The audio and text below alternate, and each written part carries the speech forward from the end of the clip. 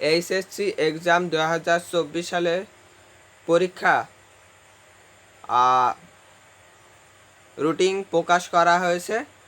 তো এটা অনেকে অনেক রকম বলছেন যে, এবং বিভিন্ন সোশ্যাল মিডিয়াতে এই রুটিন প্রকাশ করা হচ্ছে। এইখান থেকে বাংলা ভূগোল প্রথম পত্র পর্যন্ত আপনাদের পরীক্ষাটি হয়েছে এবং তারপরে স্থগিত হয়ে গেছিল বিভিন্ন সমস্যার কারণে, সেটা আপনারা সবাই জানেন। তো বিভিন্ন সোশ্যাল মিডিয়াতে আপনাদের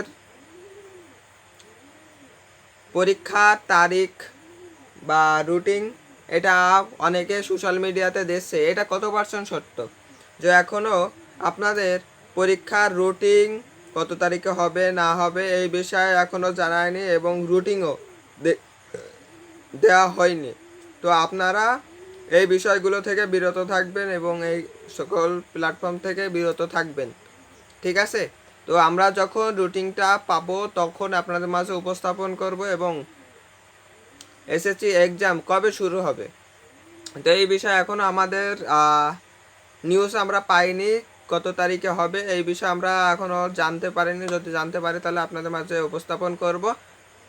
এবং বাংলাদেশের 70% কারেন্ট এখনও, বা কারেন্ট বলছি 70% নেটওয়ার্ক এখনও আসেনি। 30% আসছে, এখনও 70% আসেনি। তাহলে যদি 70% এলাকা শহর বা জেলায় যদি 70% কারেন্ট যদি না থাকে তাহলে পরীক্ষাটা নিবে কিভাবে?